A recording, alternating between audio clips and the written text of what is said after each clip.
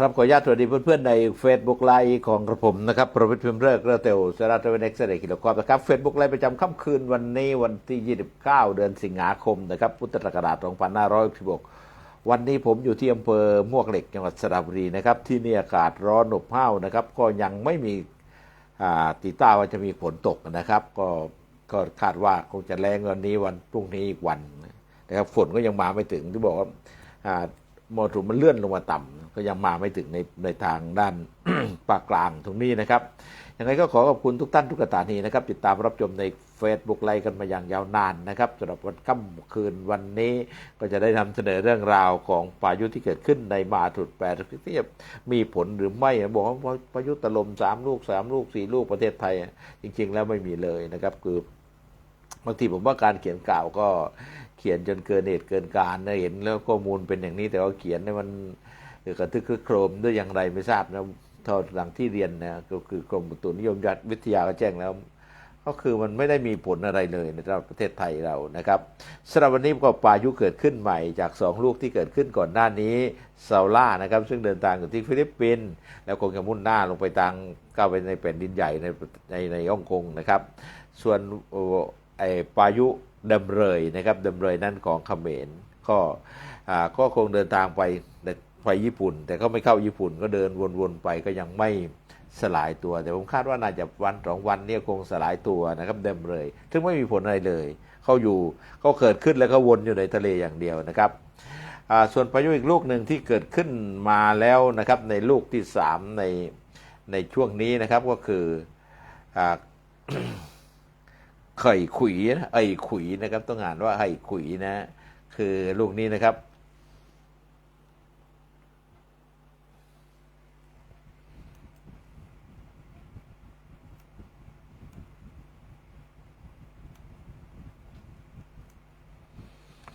คือณปัจจุบันนี้นะครับก็มี3 ลูกนะครับที่เกิดขึ้นอยู่ในมหาสมุทรแปซิฟิกของเรานะครับ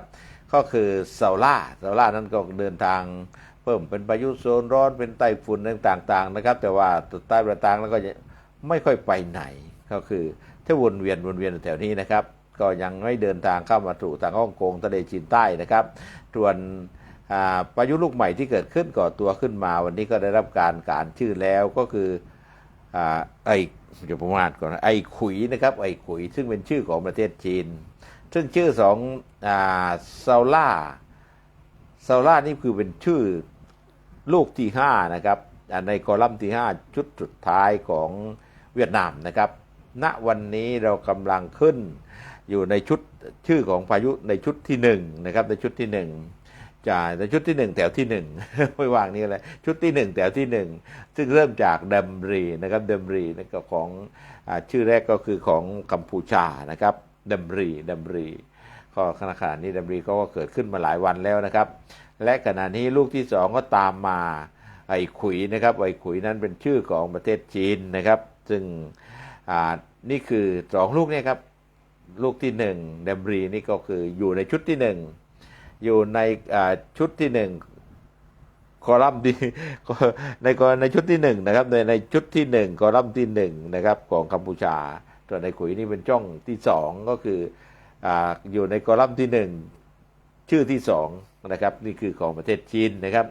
สำหรับบ้านเรานั้นของเรานั้นก็เราจะตามอยู่หลังๆนะครับชื่อของเราในกลุ่มนี้นะครับในกลุ่มนี้ชื่อของประเทศไทยนั้นได้ตั้งชื่อไว้ว่าพระพีรุณนะครับพระพีรุณซึ่งเดี๋ยวถ้า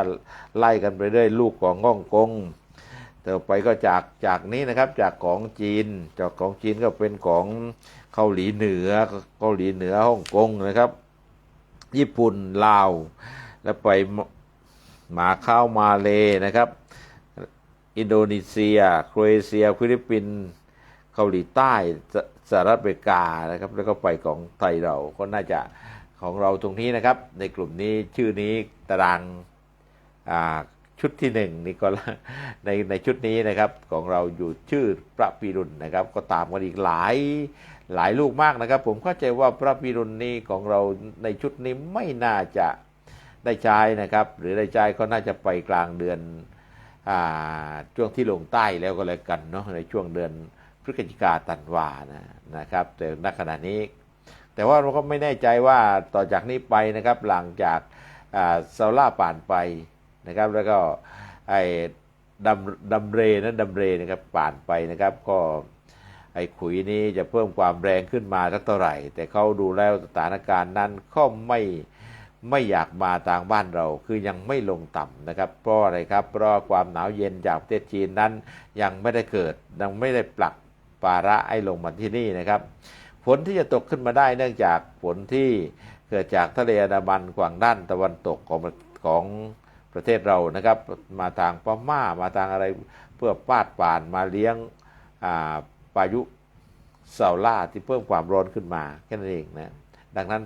ก็ยังไม่ต้องตกใจอะไรบางกูผมดูข่าวบางทีลงข่าวว่าพายุจะเข้า2 ลูก3 ลูกนะนี่คือข่าวจากของกรมอุตุนิยมวิทยาเขายังไม่ได้เข้ามาบ้านเราเลยพายุที่จะเข้ามาบ้านเรานี่ผมเรียนได้เลยว่าในช่วงเดือนสิงหากันยาเนี่ยพายุทุกลูกที่เข้ามาในประเทศไทยนั้นเราจะไม่ได้รับผลกระทบโดยตรงเลยแม้แต่น้อยนะครับพายุทุกลูกที่เกิดมามันจะต้องผ่านฟิลิปปินส์ผ่านทะเลจีนใต้แล้วก็เข้าสู่เวียดนามเข้าสู่ฮ่องกงมาก่อนบ้างเข้าสู่อ่าวตังเขียแล้วเข้าบางลูกก็ต่ำสุดนี่ก็คือเข้ามาสู่เวียดนามแล้วทำให้ฝนตกหนักในเวียดนามในประเทศลาวตอนบนทำให้ภาคเหนือของเราฝนมากขึ้นนะถ้าหลังจากนี้แล้วไม่มีนะครับ ไม่มีทางในพายุจะแรงนะครับเพราะว่ากว่าจะเดินทางมาถึงประเทศไทยนั้นมันก็ผ่านด่านเวียดนามมาเจอภูเขาเจอภูเขาเจอต้นไม้เจอตึกรามบ้านช่องในเวียดนามนะครับสุดท้ายปลายทางก็ต้องอ่อนกำลังลงนะแล้วก็แผ่เข้ามาปกคลุมในประเทศลาวเข้ามาในประเทศไทยเรานะครับซึ่งยากมากที่เราจะได้รับพายุโดยตรงนะครับจากพายุที่เกิดขึ้นในมารุด8ขอบคุณนะครับคุณรัตนพัฒน์นะครับส่วน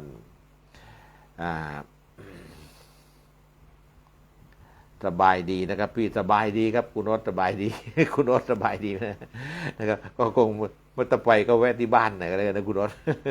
เสาร์อาทิตย์ศุกร์เสาร์อาทิตย์อย่าอยู่บ้านส่วนมากนะแต่ต้องดูรายการก่อนนะว่าอยู่ไหน ขอบคุณนะครับคุณรัต นะครับด้วยความคิดถึงนะเห็นความเคลื่อนไหวอยู่ใน Facebook นะครับไปโน่นมานี่อยู่นะยังไงก็ขอให้จัดร่ำรวยนะครับนะครับเลยไม่ต้องตกใจอะไรทั้งสิ้นว่าพายุที่เกิดขึ้นในเดือนสิงหาคมกันยายนตุลาคมกลางเดือนไม่ต้องมีอย่างไรก็ตามมันจะเข้ามาอย่างไงก็มันต้องมาเจอเวียดนามเป็นเวียดนามเขมรเป็นด่านกำบังอยู่ก่อนนะครับเราจะไม่ถึงได้รับผลกระทบจากพายุไอ้รุนแรงเหมือนในฟิลิปปินส์เหมือนในเวียดนามนี่เป็นไปไม่ได้เลยนะนอกจากมันลมมันแรงบ้างฝนตกหนักบ้างแต่ก็ไม่หนักหนาสากันเท่าในประเทศเวียดนามและในประเทศฟิลิปปินส์ที่เขาอยู่ด่านหน้านะครับชวนประเทศไทยที่จะได้รับอิทธิพลจากพายุต่างๆในมหาสมุทรแปซิฟิกนั้นก็คือพายุที่เกิดขึ้นในช่วงเดือนกลางเดือนตุลาคมนะครับกลางเดือนตุลาคมแล้วก็ลามมานะกลางเดือนตุลาคมแล้วก็ลามมาถึง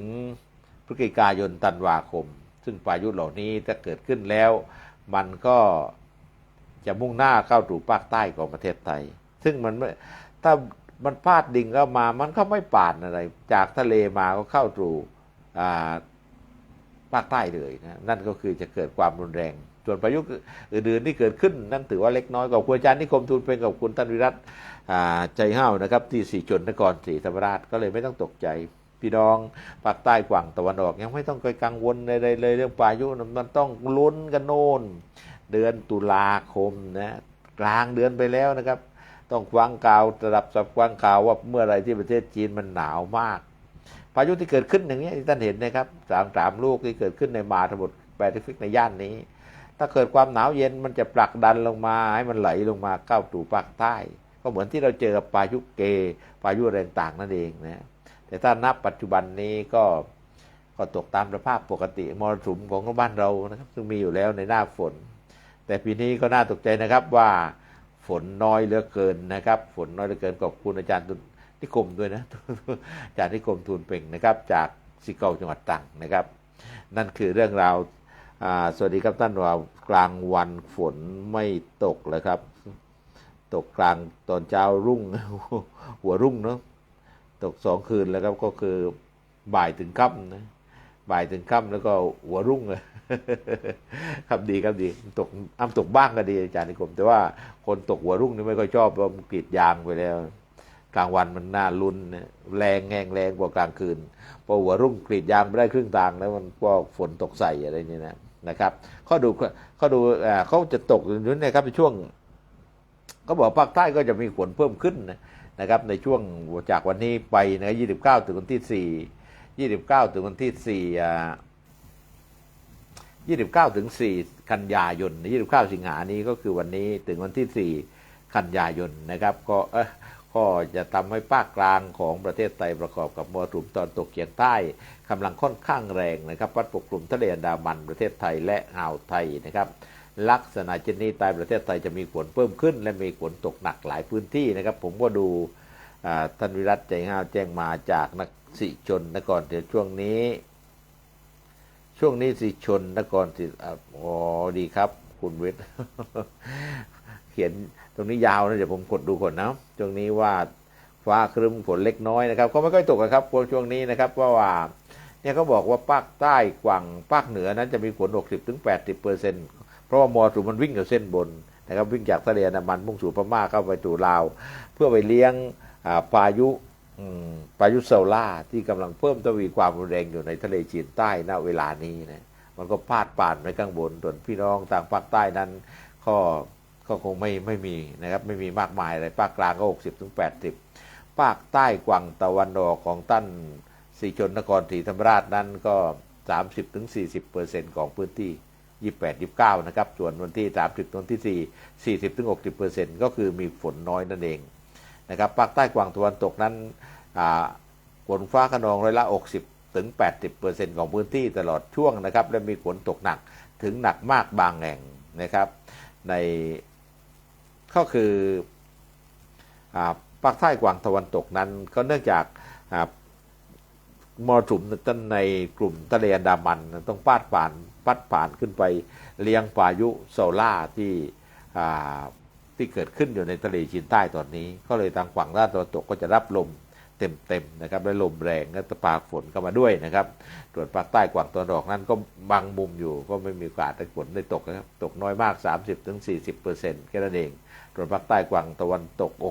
60-80% ของพื้นที่นี่ครับก็คือเป็นไปตามความคาดหมายผมก็ดูสภาพและที่กรมอุตุนิยมวิทยาคาดการไว้แล้วก็ดูทางเพื่อนของเราที่ส่งข่าวสารมาก็คงเป็นไปตามเป้าหมายนั้นนะครับก็คงไม่ผิดพลาดอะไรนะแต่ก็ไม่ต้องอย่างที่ผมเรียนรู้สึกจะตกอกตกใจกันพอสมควรพายุเข้ามาแล้วในประเทศไทยนะครับ3 ลูก 4 ลูกมันไม่ได้เกี่ยวข้องอะไรเลยนะไม่ได้เกี่ยวข้องอะไรมันพายุตอนนี้มันไม่มีความหนาวเย็นจากประเทศจีนมันยังพุ่งขึ้นไปหาญี่ปุ่นขึ้นไปหาจีนขึ้นไปหาเกาหลีเหนือเกาหลีใต้มันไม่มาแล้วครับทางบ้านเราจะให้มาแรงๆเหมือนในอีกสักเดือนหน้านะครับก็มาลุ้นกันต่อไปใกล้ๆจะหน้าหนาวใกล้ๆจะเดือนตุลาคมหรือต้นเดือนตุลาคมนั่นนะครับความหนาวเริ่มส่งสัญญาณมามันจะกดพายุที่เกิดขึ้นให้เข้ามาลงมาต่ำปุ๊บมันก็พุ่งเข้ามาใส่ในเวียดนามแล้วก็ทำให้บ้านเราฝนตกมากดังนั้นก็ในยานนี้ก็คือยังไม่ต้องกลัวหนักหนาสากันแล้วก็จะดับกวางข่าวเข้าไว้นะครับก็ คือโดยพื้นฐานแล้วเราไม่ต้องคิดอะไรมากว่าฝนจะตกหนักหรือหนักมากนะครับก็ไม่มากจริงนะครับนั่นคืออาภาระหน้าที่จะต้องติดตามกันนะครับติดตามกันแล้วก็ไม่ต้องตระหนกตกใจ มันจะไอคนที่ท่วมอยู่ตามตีนเขาต่างๆเขาท่วมเป็นปกติอยู่แล้วนะครับวันนี้ไม่ต้องคิดอะไรมากเพราะเขาหนักหนาสากันอยู่ทุกปีอยู่แล้วนะครับสำหรับค่ำคืนวันนี้ก็ให้ดูเรื่องในประเทศจีนทั้งนิดหนึ่งในบัวคอรัมน์ลงไว้เป็นเรื่องที่เขาเรียกว่าเป็นเรื่องที่เราก็เจอปัญหาเหมือนกันแล้วก็คือกุ้งนะกุ้งไอ้กุ้งนี่แหละมันตัวร้ายตัวทำลายณวันนี้มันสำคัญหลายเรื่องบางทีเรารู้ว่าไปเดินไปในป่าเกิดไอ้หนามมันบาดมั่งอะไรมั่งเดี๋ยวติดเชื้อในกระแสเลือดตายนะครับตายกันเยอะมากวันนี้ในประเทศจีนเองนะครับกุ้งเรฟิสนะครับนั้นนิยมทานมากในจีนนะครับทีนี้นายโจวัย22 ปีก็อยากกินกุ้งนะอยากกินกุ้งก็เลยก็เพื่อนบ้านให้ไปหากินเอาเองก็เลยกันนะครับมีเขาเลี้ยงมาเยอะก็เลยให้ไปหาให้ไปจับเอาจับเอาคือในย่านนี้เขาเลี้ยงกุ้งกันเยอะขอบคุณนะHTMK นะสวัสดีครับช่วงนี้ภารกิจนานแน่นหนานะครับนานๆทีจะได้เข้ามาดูก็ไม่เป็นไรครับ ดูย้อนหลังก็ได้ดูย้อนหลังดูหน้าดูหลังก็ตามแต่ผมไม่ได้บันทึกเรื่องราวไว้ใน YouTube ด้วยนะท่านพิมพ์คำว่า PP The Mining Farm The Miner Farm ก็จะอยู่ใน YouTube นะครับก็ติดตามได้ ไปลงไว้อย่างนั้นแล้วไม่มีใครดูบางทีดู3 คน4 คน10 คนกันนะเต็มที่นะแต่ก็ลงไว้เพื่อบันทึกประวัติศาสตร์เรื่องราวไว้นะครับยังติดตามนะครับอยู่ตลอดนะครับขอบคุณนะครับท่านธนาธรคอนโตภานะครับHTMK นะอยู่สมุทรปราการใช่ไหมตอนนี้ เนี่ยครับเดี๋ยวผมให้ดูภาพนี้สักหน่อยนะครับเพราะว่าเรื่องของเรื่องนิดเดียวนะเรื่องราวนิดเดียวบ้านเราเขาเยอะปัญหามันไม่เหมือนในยุคปัจจุบัน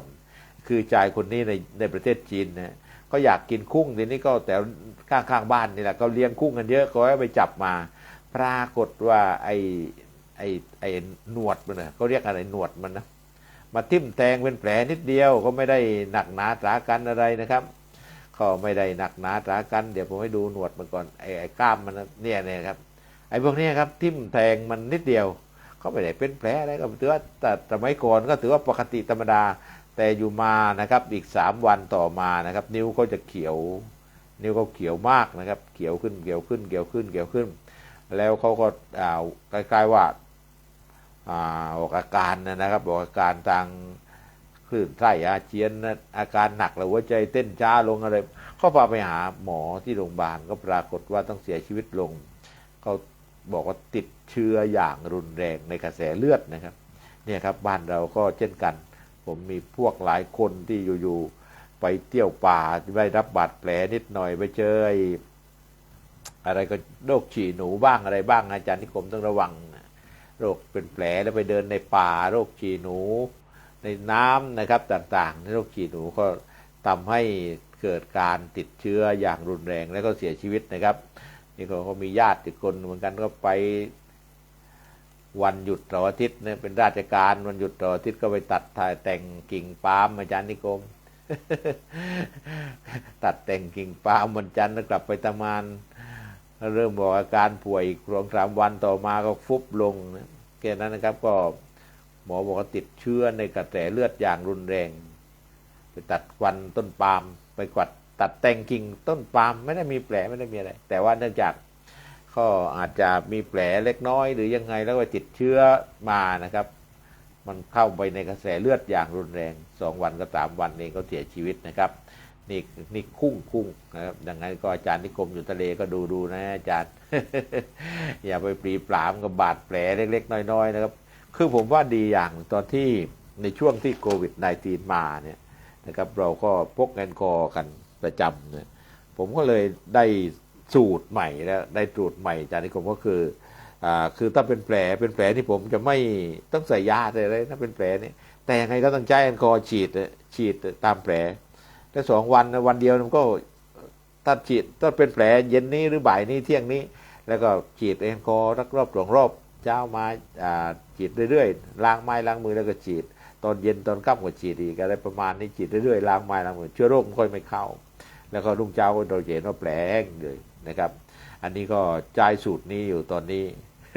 ก็เลยมาแนะนำให้ดูว่าคือแอลกอฮอล์ที่ต้องพกติดตัวไว้ไปในสวนในไร่ในทุ่งในนาก็คือจริงๆไอ้ยาฆ่าเชื้อยาแก้ฆ่าอะไรที่เขาขายยาเหลืองยาแดงก็ไอ้นี่แหละมันใส่สีนะครับ ผมว่าไม่มีอะไรเลย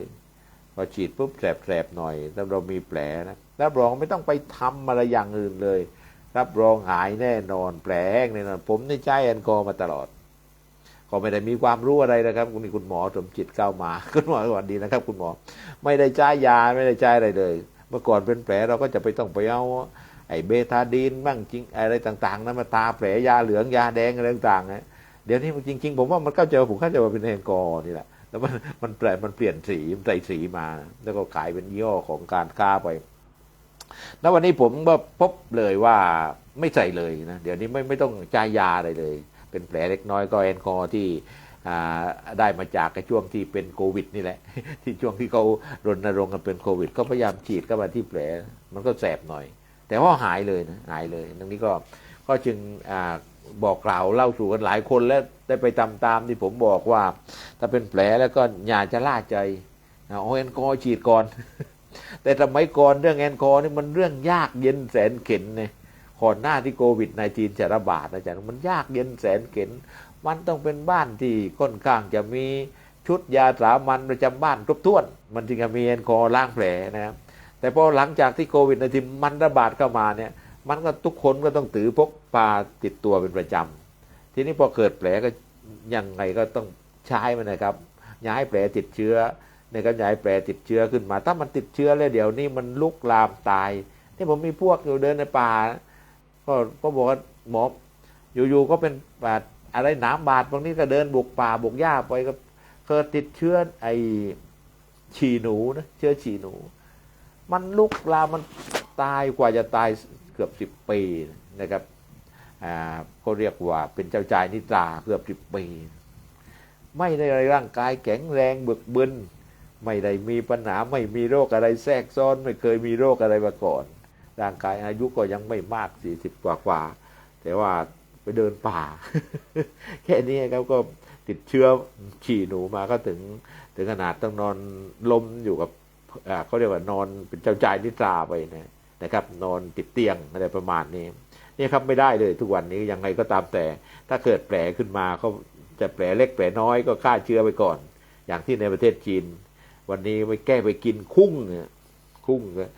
งแม่น้ำธรรมดาเนี่ยครับกินแล้วก็กินไปจับกุ้งมาแล้วก็เกิดแผลขึ้นมานิดหน่อยเองนะครับ ปรากฏว่าอีก2 วันในมือเขียวบึ้งเลยนะครับในเวิร์กฟอรัมได้ลงไว้ค่ำคืนวันนี้ผมก็เลยนำมาเล่าส่วนกว้างว่าถึงแม้เราจะมีแผลเล็กแผลน้อยก็ตามนะครับจากการกินอาหารก็ตามไปกินอาหารในไอ้บุฟเฟ่ซีฟู้ดต่างๆไปจับกุ้งจับหอยจับปูขึ้นมาแล้วมันก็หนีบมือเอานะครับทิ่มแทงไปหน่อยนึงก็ยังไงก็อย่าเพิ่งชะล่าใจในประเทศจีนถึงขนาดเสียชีวิตมาแล้วนะครับนี่คือเรื่องราวในเวิร์กฟอรัมในค่ำคืนวันนี้มาเล่าส่วนกว้างนะเพราะบ้านเราก็คงจะเยอะอยู่เหมือนกันนะครับเรื่องอย่างนี้นะครับไม่ธรรมดานะครับเยอะอยู่ทีนี้ให้ดูวันนี้ประเทศไทยเรานะครับก็ขอบคุณนะคุณหมอนะครับแชร์ทุกวันคุณหมอ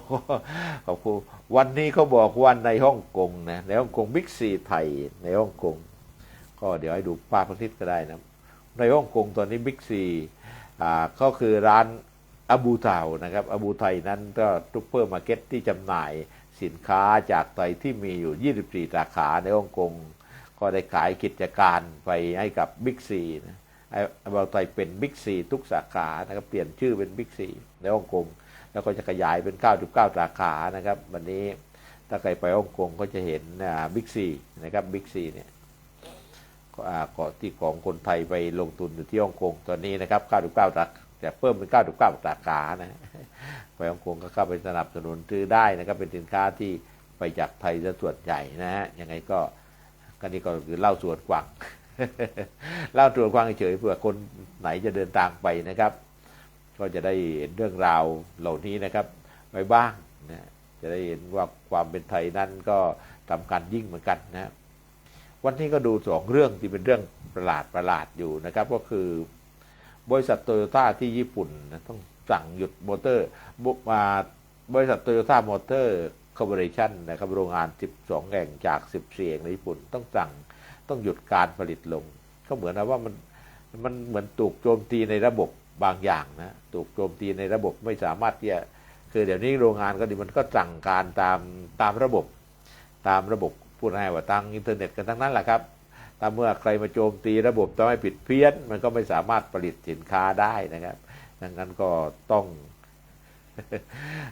เดี๋ยวนี้มันยากหลายเรื่องนี่ในประเทศอังกฤษก็เช่นกันในสนามบินในอังกฤษกำลังประสบปัญหาในระบบคอมพิวเตอร์ขัดข้องนะครับด้านการควบคุมการจราจรทางอากาศทำให้เกิดการดีเลย์หรือหยุดชักจำนวนมากนะก็คือไม่สามารถบินได้นี่คือในระบบคอมพิวเตอร์มันรวนไม่สามารถควบคุมการบินได้นะครับในประเทศอังกฤษก็ต้องหยุดกิจการไปก็ต้องหยุดพักก่อนต้องเครื่องบินต้องดีเลย์ไปอย่างน้อยก็12-13 ชั่วโมงนี่ครับเราจะได้เห็นเรื่อยๆวันหนึ่งที่เราไปธนาคารแล้วเบิกตังค์ไม่ได้บ้างนะครับตังค์ต้องระบบมันไม่ทำงานนี่ต้องหยุดหมดเซเว่นที่ไฟดับหยุดหมดเพราะว่าทำอะไรต่อไม่ได้เลยนะ จะมาขายเนี่ยนับเหรียญกันนับเหรียญตอนตังค์กันนี่มันไม่ได้นะครับไม่ได้เพราะพวกนี้มันควบคุมเข้าสู่ระบบส่วนกลางกันเยอะๆนะครับดังนั้นก็จะมาขายแบบบ้านเราแบบชาวบ้านนี่มันไม่ได้นะครับมันเป็นเขาเรียกว่าธุรกิจการค้าที่ใหญ่นี่ในโตโยต้าต้องหยุดการทำงานมาแล้วก็น่าจะเขากำลังสงสัยจากการโจมตีทางไซเบอร์นะนี่ก็คือเมื่อคืนเองนะครับเมื่อคืนก็ลองดูนะครับมันเรื่องเหล่านี้เราจะไม่เกิดขึ้นเรื่อยๆอย่างที่ผมเรียนแล้วว่าขณะที่เราทำโน่นทำนี่อยู่เผลอแป๊บเดียวเพื่อนเอาตังค์ในบัญชีไปหมดแล้วนะครับ ก็มันวุ่นวายไปหมดนะวันนี้นะครับผมดูข่าวแล้วคือมันเป็นเรื่องน่ากลัวคือสรุปแล้วเราต้องเอาระตังมาฝังไว้บ้านอาจารย์นิคมไว้ในธนาคารก็ไม่ปลอดภัยเพราะเพื่อนไม่รู้มันล้วงเอาไปตอนไหนเนี่ยนะครับไอ้เรามันมีไม่มากก็ไม่ค่อยเครียดเท่าไหร่นะไม่ค่อยเครียดเท่าไหร่แต่ว่าคนที่มีมากๆก็ค่อนข้างจะต้องกังวลนะเพราะอยู่ๆวันหนึ่งตั้งอาจจะหายไปจากธนาคารแล้วก็ได้อย่างผมนี่ก็ไม่รู้ว่ามันหายหรือเปล่า แล้วมันมานะครับมันมาเราดูข่าวเรื่องของการไอ้คอนเทนเตอร์ต่างๆที่มันตรงข่าวนี่วันนี้ผมก็ได้รับเงินมันบอกว่าไอ้กดลิงก์นี้วันนี้เพราะว่าผมเป็นคนโชคดีนะครับเป็นคนโชคดีได้ใกล้ๆได้เงินนะได้แต่ทุกตังจากการจากเนี้ยจากการเขาเรียกว่าจากการตรุ่มวันนี้ได้30,000 บาทนะครับได้ผมเป็นคนโชคดีคนหนึ่งวันนี้จะได้เงิน30,000 บาทนะขอให้กดลิงก์นี้เข้ามามีเบอร์ให้เรียบร้อยนะครับกดเข้าไปก็จะได้ให้ไปคล้ายๆไปแสดงตัวว่าผมในวันนี้เป็นคนโชคดีมากได้เอิ้นรางวัลจากการจับฉลากคนขึ้นมาจำนวนเป็นล้านคนได้30,000 บาทตรงมา2 ครั้ง 3 ครั้งแล้วว่าไม่ใช่กดลิงก์นี้เพื่อให้ท่านได้แสดงตัวตนยืนยันว่าได้รับเงินได้รับประตังนะครับได้รับเงิน30,000 บาทแล้ววันนี้ท่านเป็นผู้โชคดีคนหนึ่งเนี่ยครับมาเนี่ยที่ถ้าเราไปเข้าใจเราไปกดไปนี่มันกดข้อมูลเข้าไปเดี๋ยวมันถามหมายเลข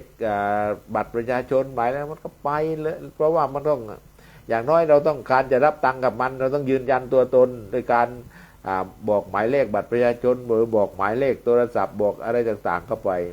มันก็ไปตามให้แล้วทีเนี้ยมันก็ไปลามไปด้วยในทำธุรกรรมแทนเราไปขายของไปหลอกล่อคนอื่นไปอะไรต่างๆเกิดคดีความกันมาเยอะแยะมากมายแล้วเราก็จะเห็นแล้วว่าปัจจุบันนั้นมันไม่ใช่หลอกเฉพาะคนไม่รู้คนมีความรู้คนมีความระวังตัวก็โดนหลอกนะ โดนหลอกอย่างที่เรื่องของที่ดินมันก็ถามเจ้าหน้าที่ที่ดินก็มีครบถ้วนนี่ผมก็เรื่องนึงเหมือนกันนะครับใครดูอยู่ก็จะบอกผมก็เนี่ยได้รับจดหมายให้แสดงตัวเรื่องของภาษีอากรนะครับก็ส่งเขาไปแสดงตัวก็ยังไม่ได้ไปแสดงตัวนะครับว่าตอนนี้กำลังก็จดหมายมาทางราชการในจาครุฑเลยนะ ตาครุฑเลยนะครับเดี๋ยวนี้มันตาครุฑมันตามมาได้นะครับตามมาได้ทั้งนั้นนะครับดังนั้นก็ ผมก็ได้รับตราครุฑแล้วล่ะไอ้ไปรายงานแต่แดงตัวเอาเอกสารนั้นเอกสารนี้ไปรายงานตัวก็ไม่ได้ไปนะครับก็ยังไม่ได้ไปว่านะปัดป่นอยู่นะครับก็เดี๋ยวจะตรงเอกสารบางอย่างที่มันไม่สำคัญมากให้เขาไปดูหน่อยว่าเอิ้นภาษีอากรเอิ้นภาษีที่ผมจ่ายไปเมื่อปีที่แล้วนั้นได้รับที่เขาจะต้องการตรวจสอบที่เราไม่รู้ว่าของจริงของปลอมแต่เราก็รอก่อนรอให้ตรวจสอบถ้าตรวจสอบว่าเป็นของจริงแล้วก็บอกว่าท่านต้องจ่ายอีก20,000-30,000 บาทหรือจ่ายเงินเพิ่มจ่ายภาษีเพิ่มตอนนั้นตอนนี้ไอ้นี่แหละผมจะไม่จ่ายผมจะต้องเดินทางไปที่สรรพากรเลย เพื่อไปดูเอกสารไปดูหลักฐานในตัวเองแล้วก็ยังไงก็จ่ายกันตรงนั้นเลยครับ จ่ายกันในสรรพากรที่จังหวัดกาญจนบุรีนะเพราะภูมิลำเนาอยู่ที่นั่นนะครับนี่ครับตัวอย่าเพิ่งจะล่าใจอย่าเพิ่งรีบด่วนเร่งร้อนนะครับเพราะเราไม่รู้ใครเป็นใครณปัจจุบันเนี่ยไม่รู้ใครเป็นใครเราไม่รู้เลยขนาดเจ้าของเจ้าหน้าที่ที่ดินเจ้าหน้าที่สรรพากรเจ้าหน้าที่ไปรษณีย์เจ้าหน้าที่อะไรต่างๆเรื่องของราชการนะครับเรื่องของราชการทั้งนั้นเลยครับที่หลอกกันอยู่นี่เขาหลอกแบบมันแน่นอนนะครับมันพบพูดนะว่าเราโทรไปเบอร์นี้นี่ของราชการหน่วยงานนี้จริงไหมเนี่ยเป๊ะเลยครับหน่วยงานนั้นเลยครับ ไม่มีบิดพริ้วไม่มีการสร้างเงื่อนไขอย่างอื่นขึ้นมานะครับดังนั้นก็ขอให้อย่าเพิ่งจะล่าใจคนข้างๆช่วยสะกิดคนข้างๆสะกิดคนข้างๆด้วยว่าถ้าได้รับจดหมายต่างราชการหรือได้รับอะไรก็แล้วแต่แหละเมสเสจหรือว่าข้อความในตัวจับก็อย่าเพิ่งไปกดไปเงานะครับมันไม่มีใครหรอกครับอยู่ๆจะได้จับฉลากให้ผมวันนี้ผมได้30,000 บาทเนี่ยเดี๋ยวผมลงเฟซให้ดูก็ได้ว่าวันนี้ผมได้รางวัลถึง30,000 บาทมันเป็นไปไม่ได้นะครับเพราะผมไม่เคยไปตรงบัตรจริงโชคไม่เคยอะไรที่ไหนยังไงนะครับมันก็เก็บมันก็อาจจะรู้เบอร์โทรผมละอาจจะรู้ด้วยจากทางไหนก็ไม่รู้แล้วมันอาจจะสุ่มหมายเลขมาแล้วก็ได้รางวัล30,000 บาทแต่ผมต้องแต่ยังไม่ได้เข้าไปติดต่อเขาคงไม่เข้าไปติดต่ออะไรดอกแต่ถ้าเข้าติดต่อนะมันเขาเดี๋ยวก็ต้องให้แสดงยืนยันบัตรประชาชนอะไรต่างๆเหล่านี้เป็นต้นนะแล้วนี่อย่างนี้มาอีกเรื่องหนึ่งก็คือสาวๆหน้าตาดีๆทั้งนั้นนะครับมาขอเป็นเพื่อนใน Facebookพอขอเป็นเพื่อนเราเต็มไปหมดเลยครับเดี๋ยวนี้มันขอเป็นเพื่อนหน้าตาโปรไฟล์นี่แต่ละคนเนี่ยโอ้โหวุ่น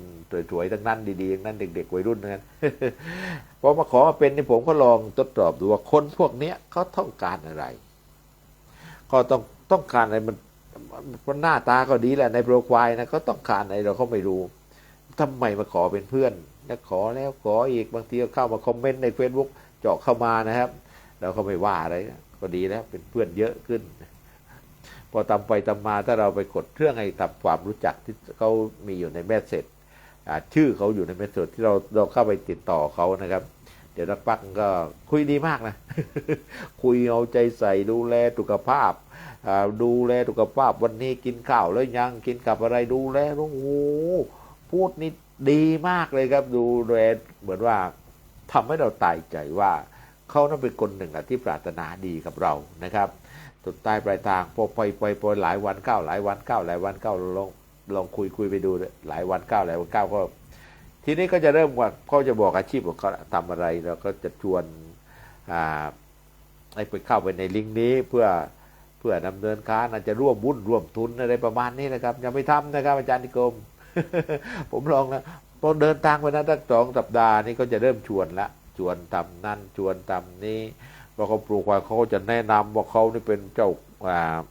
ก็ทำการขายคอนโดมิเนียมขายอะไรต่างๆคือเงินเป็นหลายล้านนะตามไม่น่าเชื่อถือนะครับเขาไม่ได้ปรีปรามไม่ได้มาหลอกเรานะครับไม่ยังไม่ถึงขั้นหลอกเรานะครับเพราะว่าค่อยๆตะล่อมมาเรื่อยนะครับสุดท้ายปลายทางนะพอสัปดาห์ที่2 หรือสัปดาห์ที่3นั่นแหละจึงจะเริ่มชวนเราในเรื่องของการลงทุนในเรื่องของการเข้ามาสู่ลิงก์นี้เพื่อทำนั้นทำนี้ร่วมกันนะครับจะมากจะน้อยก็ไม่เป็นไรไม่บังคับหรอก ไม่มีการบังคับว่าจุดต้นจะต้องออก20,000 30,000 50,000ไม่จำเป็นเขาจะไม่ชวนอย่างนั้นเท่าไหร่ก็ได้1,000 2,000 3,000ทีนี้ถ้าสมมติว่าเราไปลงรวมหุ้นกับเขาเนี่ยสักเอาแต่ประเดิมเริ่มแรกสัก5,000ก่อนเพราะก็จะว่าอีก2 วันข้างหน้าน่าจะตรงเงินน่าจะตรงในผลตอบแทนไม่เราสัก2,000เพราะเราให้เขาไป5,000ในการไปลงทุนผมว่าไม่เกิน3 วันนะครับเขาบอกเดี๋ยวนี้ปั่นหุ้นได้แล้วมีกำไรตอนนี้เอาคืนท่านไป2,000ก่อนมันคืนมา2,000นะมันก็คืนตังเรานะเพราะเราให้มันไป5มันคืนมา2ทีนี้เราก็จะละโมบโลภมากก็โหเงินผมลงทุนแค่5,000ใน3 วันมันสามารถไปทำปั่นหุ้นในผมได้คำไรถึง2,000 บาทในแค่3 วันลงทุน5,000ได้2,000อย่างนี้ถ้าลงทุน10,000มันก็น่าจะได้6,000 7,000อะไรประมาณนี้รายได้ดีนะก็ลงทุนทุ่มไปอีกพอทุ่มไปอีก5,000พอลงทุนไปอีก5,000ก็เป็น10,000พอ10,000ปั๊บมันก็คืนมาเรา4,000คืนครั้งที่แล้ว2,000กับ6,000มันยังได้ถึงตั้ง4,000เราโอ้โหมันได้เยอะว่ะได้เยอะแค่2 วันมันตรงกลับมา2 วันเพราะนี่มันรู้ระบบเราหมดละบัญชีเราก็รู้อะไรต่างๆมันก็รู้อะไรต่างๆรู้หมดละนี่มันก็ชวนเราก็ลงหุ้นไปเรื่อยลงมา50,000 60,000 50,000ได้คืนมา25,000ได้คืนมา15,000นี่ดีใจแทบตายเพราะให้มันไป50,000เมื่อวานเนี่ยแล้ววันเนี้ยมันคืนเรามามันบอกคำไรจากการไปปั่นรุ่นไปเล่นรุ่นไปลงทุนได้มาแล้วเนี่ยเกิน50,000ของท่านเนี่ยวันนี้คืนมันได้กำไรมา10,000มัน10,000แล้วมันตังผมนะครับไม่ใช่ตังที่มันกำไรอะไรหรอกมันว่าทุนยังอยู่เท่าเดิมว่างั้นทุนยังอยู่เท่าเดิมแต่ไปอยู่ไหนไม่รู้นะครับดังนั้นก็อย่าเพิ่งจะล่าใจเพราะหลายคนที่มีแต่ตุ้งแต่ตังลงทุน50,000ได้มา10,000อีก3 วันลงทุนมันได้มาอีกให้มาอีก10,000โอ้5ลงไป4 วันได้ตั้ง20,000แล้วได้คืนตั้ง20,000แล้วก็ไปเอาไอ้20,000ที่ได้มาก็ไปลงให้กลับมันอีกก็โอ้ยทุนฉันเป็น70,000แล้วมันเขาให้ตังค์เรากลับมาอีก30,000อะไรบางเนี้ยแล้วพอมันโอ้ทีนี้ก็ไปชวนพี่น้องแล้วมาลงหุ้นลงขันกันนี่ถ้าลงทุนแบบนี้ถ้าเราลงทุนสัก200,000 300,000หรือหลายบาทก็แล้วแต่ใครมีเท่าไหร่เดี๋ยวผมลงให้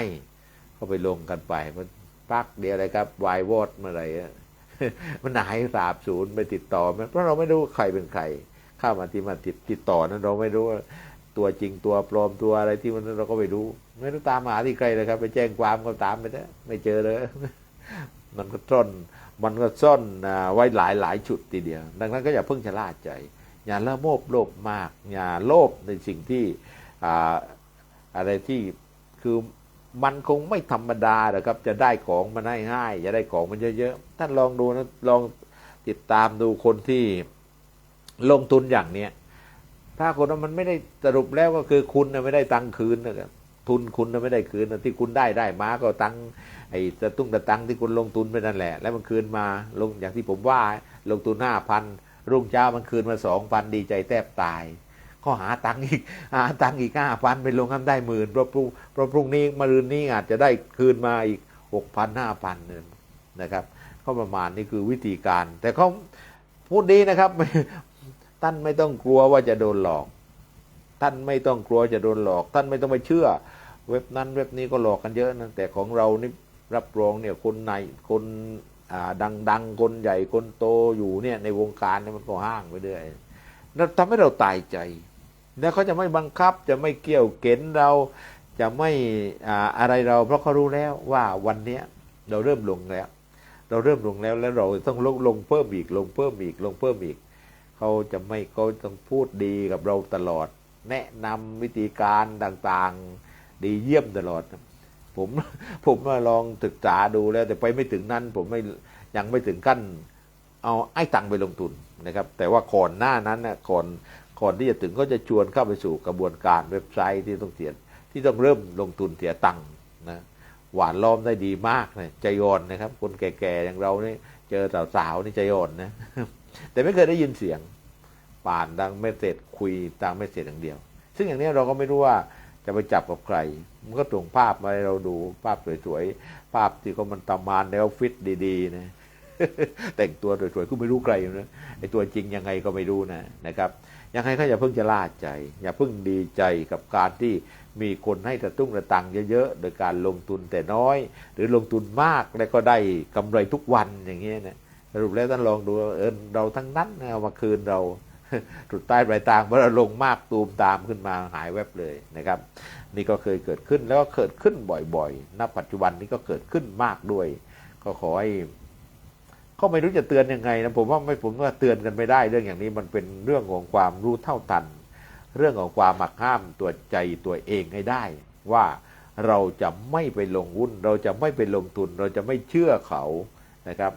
ถ้าเชื่อแล้วก็เชื่อไอ้คนที่เราไม่เห็นหน้านี่อย่าเพิ่งเชื่อขนาดคนข้างบ้านยืมตังค์กันเรายังเชื่อถือไม่ได้เลยนะมันยังไม่จ่ายเราเลยมันหนีเราแล้วเนี่ยเราคิดอย่างนี้แต่ในเวลาเดียวกันถ้าเราเจอคนเหล่านี้ซึ่งเราไม่ได้เห็นหน้าค่าตาไอ้หน้าค่าตาในเฟซในไลน์ที่มันส่งมาให้ดูนั้นเขาไม่รู้รูปใครหรือเปล่านะครับตัวสับนั้นเดี๋ยวมันก็ปิดหนีไปก่อนเราก็ไม่รู้ดังนั้นไอ้การจะได้ตะตุ้งตะตั้งมาให้นะมันต้องตัดปัญหาตัดใจได้ว่านี่คือของปลอมแน่ ของโดนหลอกแน่จะไปลงทุนจะไปอะไรนะจะคู่ท่านเนี่ยในของผมนี่ผมแต่ผมกดเข้าไปด้วย30,000นี่ที่ได้วันนี้อย่างน้อยมันบอกว่าท่านต้องจ่ายค่านั้นค่านี้มาก่อนนะต้องจ่ายโอนเงินไม้สัก2,000ก่อนเพื่อค่าเอกสารค่าดำเนินการค่าแรงต่างเพื่อหักภาษีบ้างอะไรบ้างมันก็มีวิธีกรรมวิธีของเขานะครับถ้าเราจะได้30,000ก็เอิน1,000นี่เอิน2,000นี่มันชิปจอยที่จะจ่ายเข้าไป มันเป็นไปไอ้อย่างนี้แล้วก็ตัดประเด็นได้เลยครับไม่มีสิทธิ์ไม่มีทางเลยครับที่จะเป็นจริงมันโกงกันชัดๆนะครับ ก็เนี่ยวันนี้ก็มีเรื่องหลายเรื่องทีเดียวเรื่องประเภทโกงกันนี่หลายเรื่องมากนะครับนั่นเล่าส่วนฟังเล่าไว้เพื่อประดับความรู้แลกเปลี่ยนกันนะครับเพราะมันมาในหลายรูปแบบที่เราเขาเรียกว่าเราตามไม่ทันนะครับตามไม่ทันถ้าเราเผลอใจนิดเดียวหรือเราขนาดเราติดตามข่าวสารอยู่เรื่องราวเรื่องของการเรื่องของการเนี่ยนะครับเรื่องของการไอ้แก๊งคอนเทนเตอร์อะไรต่างๆนี่ซึ่งเราติดตามอยู่มันก็เปลี่ยนแนวไปเดี๋ยวนี้วางแนวใหม่ว่าชวนทะเลาะมาขอให้ด่ามันเนี่ยมันชวนด่าเลยนะชวนด่าเลยเมื่อก่อนการพูดดีๆนั้นบางทีมันไม่เป็นที่สนใจผมก็เฮ้ยมัน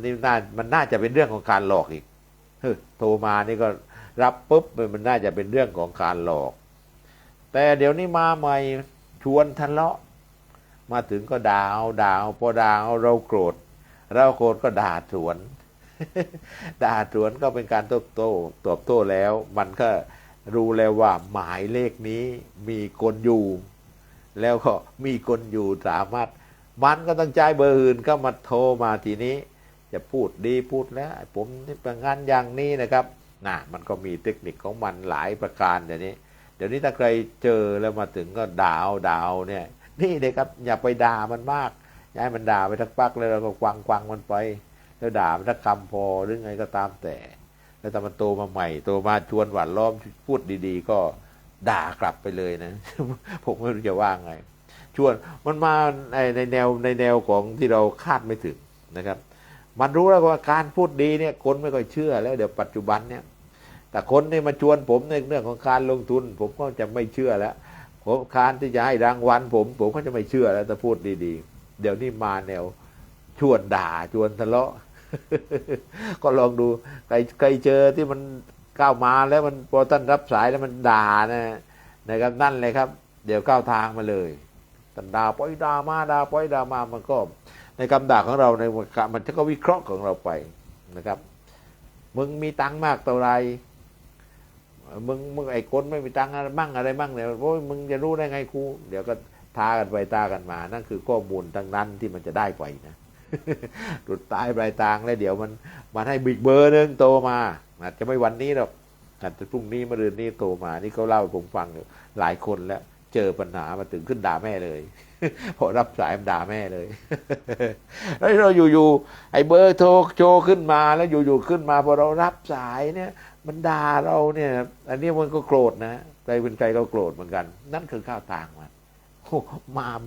ไอ้แบบแหวกแนวมาเรื่อยเลยครับแต่ไม่ต้องห่วงมาเรื่อยๆดังนั้นเราอยู่ในโลกปัจจุบันนั้นอยู่ท่ามกลางสื่ออยู่ท่ามกลางระบบอินเทอร์เน็ตระบบการสื่อสารที่ไร้พรมแดนเราไม่รู้ใครเป็นใครนะยังไงก็การที่จะตัดสินใจจ่ายตะตุ้งตะตังการที่จะตัดสินใจซื้ออะไรการที่จะตัดสินใจให้อะไรใครไปนั้น เราจะต้องพิจารณาให้ดีนะพิจารณาให้ดีพิจารณาให้รอบคอบเพราะมันคนโกงมันมาแหวกแนวจนเราตามไม่ทันเนี่ยทุกวันนี้ตามไม่ทันมันโหมีตั้งรูปแบบของราชการมันอ้างว่าเป็นราชการมันอ้างว่าอะไรต่างๆนี่ผมนี่อาจจะมีเรื่องกับเขาอยู่เรื่องหนึ่งเมื่อไอ้นี้หลายปีแล้ว2-3 ปีนะเขามายืมตังค์เขามายืมตังค์ว่าเขาตอนนี้เขาจะได้เงินจากทหารสหรัฐอเมริกาซึ่งผมเข้าใจว่ามีทั่วไปอันนี้นะเป็นหลายปีแล้วตอนแรกๆมาใหม่นี่มานี่คนยังไม่ค่อยรู้เลยเชื่อถือกันมากเป็นทหารอเมริกาที่จะต้องขนเงินมาแต่มันขนออกนอกไม่ได้ถ้ามันไม่มีที่ไปที่อยู่ชัดเจนว่าเอาตังค์เนี้ยจะต้องออกอยากมาอยู่เมืองไทยเนี่ยแต่ท่านจะต้องช่วยออกตังค์ให้ก่อนตอนนั้นตอนนี้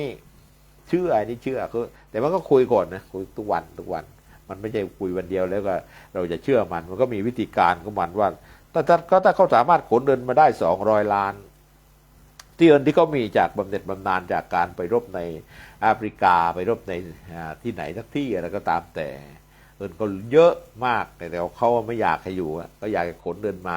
บ้านเราเนี่ยแต่ว่าเราให้เราเนี่ยตอนนี้เขายังไม่รู้จะไปมากับใครมันไม่มีที่มาที่ไปก็ขอเราเนี่ยครับ ขอท่านเนี่ยช่วยผมหน่อยนะครับในการเดี๋ยวกลับมาแล้วผมสามารถเอาตังค์ตรงนั้นออกมาจากประเทศได้เขามาแบ่งให้ท่านสัก10 ล้าน5 ล้านมันไม่แบ่งให้มากครับแต่ท่านคอยดูแลอย่างโน้นอย่างนี้แต่ตอนนี้มันเป็นปัญหาว่าเขายังออกมาไม่ได้เราต้องโอนตังค์ไว้ก็โคตร เพื่อจ่ายค่านั้นค่านี้ค่าเดินทางค่าภาษีอะไรต่างๆที่จะขนในตะตุ้งตะตังนี้มาบ้านเราโอ้โหมายืมตังค์ผมว่าได้ตังค์แน่ๆไม่ต้องห่วง ได้เงินแน่ๆผมเอามันหลอกหรือเปล่าโกรธไปนะเพราะว่าผมไม่ให้นะผมไม่ให้แล้วก็คือจะเอาตังค์ไปโอนให้มันนะเพราะว่าเดี๋ยวถ้าเราเอาตังค์โอนไปมันวันนี้ที่อเมริกาบอกอยู่อเมริกาแล้วก็จะมันจะขนเงินมาให้แล้วก็มาแบ่งกันแล้วก็ไปเงินเขาจะได้เงินเป็น10 ล้านโดยการโอนเงินไปเขาแค่4-5 หมื่นเขาจะมายืมผมเขาไม่มากแล้วยืมผมไม่มากบอกขาดจะไม่เยอะแล้วนะครับก็แล้วเขาจะได้เงินในอีกไม่กี่วันถ้าเงินตัวนี้มันไปถึงโน่นแล้วมันเอาตังค์มาเขามาถึงเมืองไทยเขาจะได้เงินทั้งเขาเองจะได้ส่วนแบ่งถึง4-5 ล้านนะครับ โอ้โหนี่มันเป็นไปไม่ได้เลยครับท่านไม่รู้ไปหาที่ไหนโอนไปก็หรือเปล่าเงียบไปก็น่าจะคือบางคนเวลามันเชื่อนะมันเชื่อเนี่ยมันเชื่อใครพูดไม่ฟังไอ้คนที่มันปรักปรำฝังเพราะว่าเขาติดตามมานานแล้วก็คุยกันมานานเนี่ยอย่างเรานี่แกมาบอกนี่เราก็ฟันตรงแล้วว่านี่คือโดนหลอกแน่ๆแต่เขาเชื่อมาแล้วว่าเขาคุยกันมาหลายเดือนแล้วก็ติดต่อประสานงานกันมาหลายเดือนเนี่ยเหลือจุดสุดท้ายที่จะต้องส่งเงินไปเสียค่าค่าเดินทางค่าอะไรพวกเนี้ยค่าภาษีก็แล้วกันพูดกันง่ายๆนะก็มีกรรมวิธีของเขาละแล้วจะได้ตังค์อยู่แล้วเงินจะเดินทางมาอยู่แล้วเดี๋ยวเขาจะโอนเงินมาให้เราอยู่แล้วเนี่ย นะครับก็บางทีนะครับบางทีคนพอเชื่อแล้วมันพูดยากพูดยังไงก็ไม่ฟังนะเนี่ยผมพูดไปหลายคนแล้วไม่ฟังไอ้เรื่องเหล็กไหลก็เหมือนกันอาจารย์นิคมเหล็กไหล100 ล้าน1,000 ล้านช่วยรุ่นช่วยหนานแล้วไปซื้อเหล็กไหลมาจะได้ไปขายแบ่งปันกันไปซื้อมา10 ล้านจะได้ขายได้ประมาณ500 ล้าน600 ล้านเดี๋ยวเราได้มาแบ่งปันคนละ2 ล้าน 3 ล้านผมบอกนี่ผมมาอยู่สระบุรีผมได้กล่าวผมว่าที่เมืองการเขาโกขายได้ขายนาหมดกันไปไม่รู้เท่าไหร่ นะครับ เพื่อไปลงขันซื้อเหล็กไหลแล้วเหล็กไหลไปขายต่อจะได้กำไรคนละ10 ล้าน5 ล้าน10 ล้านแล้วแต่ท่านจะลงขันลงหุ้นลงมากลงน้อย ไม่มีใครเชื่อผมสักคนไม่มีใครเชื่อผมสักคนในปี2539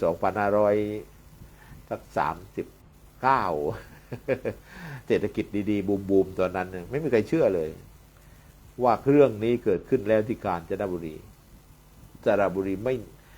ก็เหมือนกันเรื่องเดียวกันปรากฏว่าเป็นไปตามที่ผมบอกทุกประการสุดท้ายแล้วพอลงขันกันไปลงขันกันไปลงขันกันไปหายตราบศูนย์ โอ้มันมีกระบวนการนะยังไงก็เล่าส่วนกว่างเราย้อนดูประวัติศาสตร์เรื่องราวของการหลอกคนหลอกลวงแล้วมายุคใหม่สมัยใหม่นี่มันหลอกคือพูดง่ายว่าสมัยก่อนมันอยากจะหลอกกันเป็นล้านเป็นแสนแต่ทุกวันนี้มันหลอก50 บาท100 บาท200 บาทก็เอาทั้งนั้นนะครับเพราะถือว่าคนเข้าต่างสื่อวันนี้ผมจ่ายไป20อาจารย์นิคมจ่าย40แต่คนเป็นพันคนไม่ดีกว่ารอเงินหมื่นเงินแสนนะครับจากคนเดียวได้คนละ50 บาทก็พอแล้วผมเชื่อผมก็จ่ายไป50อาจารย์นิคมเชื่ออาจารย์นิคมจ่ายไป50ท่านขวัญใจเชื่อจ่ายไป50เอาคนละ50เนี่ยแต่ว่ากระจายออกไปแก๊งคอร์เซนเตอร์มันโทรไปวันไม่รู้กี่เท่าไหร่แล้วมันได้คนละ50 บาทก็ได้เยอะนะแต่ทำไมก่อนการหลอกนั้นมันหลอกเอาเงินหมื่นกันเอาหลอกมาตะล่อมเพื่อหลอกผมเพื่อเอาเงินหมื่นเงินแสนแต่เดี๋ยวนี้มันไม่ต้องไงมันเอาเงิน60 บาทหรือ100 บาท200 บาทแต่มันได้จำนวนเยอะคนเพราะระบบการสื่อสารที่มันเข้าไปถึง ขอบคุณนะครับท่านขวัญใจสุเมินมาผมก็เริ่มรายการเร็วนิดหนึ่งวันนี้นะครับยังไงก็ขอบคุณทุกท่านนะทุกสถานีติดตามรับชมเรื่องราวกันนะครับยังไงก็ขอบคุณนะครับยังไงพรุ่งนี้จะเจอกันนะยังไงก็จะเวลาไหนอย่างไรก็ค่อยว่าอีกทีนะครับเพราะว่าพรุ่งนี้น่าจะเป็นเรื่องราวของพายุติดตามพายุ3 ลูกที่เกิดขึ้นในมหาสมุทรแปซิฟิกก็ลูกไหนจะสลายตัวไปลูกไหนจะยังอยู่แต่ว่าทั้ง3 ลูกที่เกิดขึ้นณเวลานี้ไม่ส่งผลอะไรกับประเทศไทยนะอาจจะมีฝนตกหนักบ้างเล็กน้อยไม่ได้ก้าวมาตรงๆอย่างที่ประโคมข่าวพาดหัวกันให้มันน่ากลัวนะครับสำหรับค่ำคืนนี้นอนหลับฝันดีนะครับราตรีสวัสดิ์นะครับผมเดี๋ยวฟังเพลงเดี๋ยวผมเปิดเพลง